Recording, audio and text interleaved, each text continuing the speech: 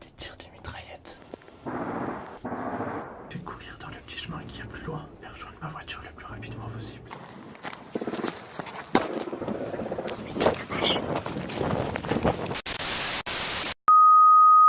Bonjour à tous et bienvenue dans cette nouvelle vidéo.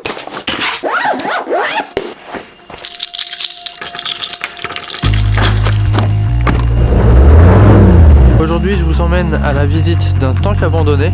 Du coup on se dirige à l'est du Mans dans une forêt qui est pas loin d'un camp militaire. Il s'agit du régiment d'infanterie de marine qui est implanté ici depuis 1963. C'est un terrain qui est très utilisé pour des exercices de manœuvre et des exercices de tir. Il y a pas moins de 1000 hectares de terrain boisé qui sont étendus sur plusieurs communes. Je ne connais pas du tout la localisation du tank que l'on recherche. J'ai juste eu quelques vagues informations. Du coup autant vous dire que nous recherchons une aiguille dans une botte de foin.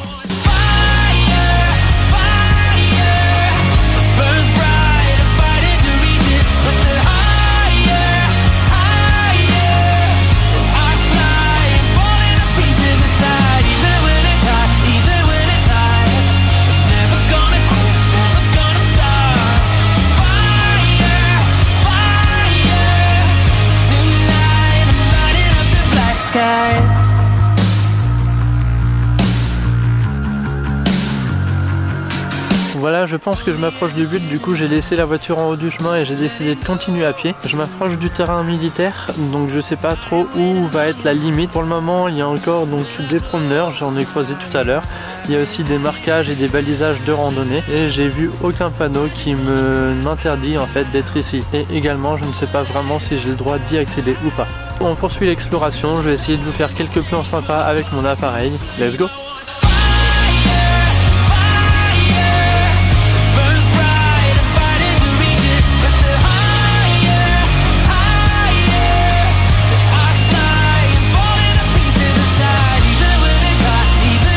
On y est les gars, je le vois.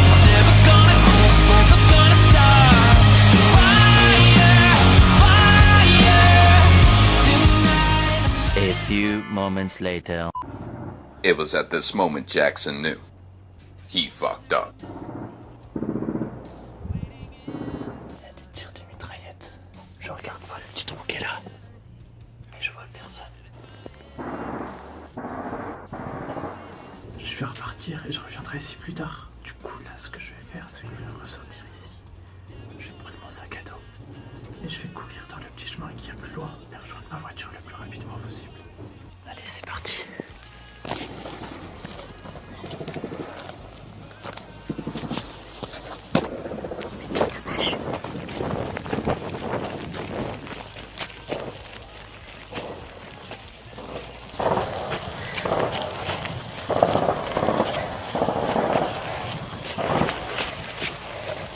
Je suis trempé. Je suis trempé.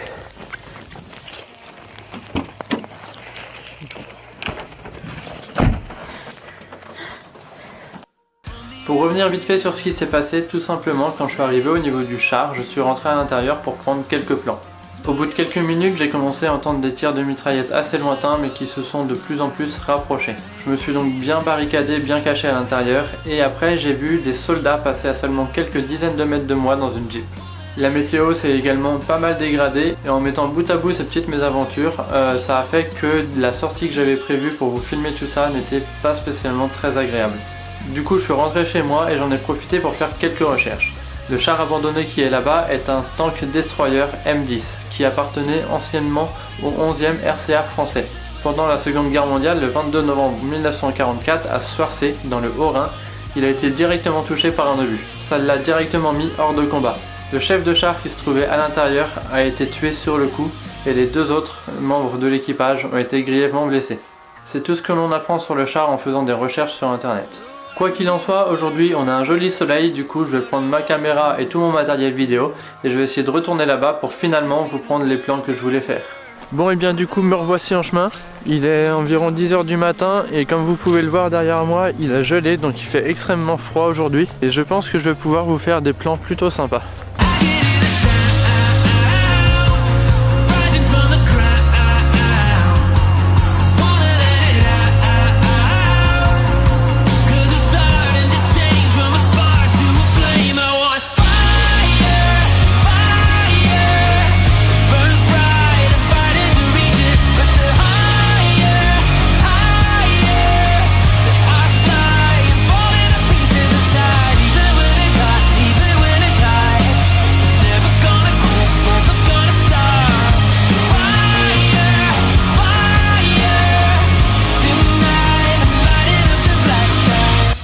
Donc pour vous faire un petit tour du propriétaire, c'est ici que le conducteur s'installait.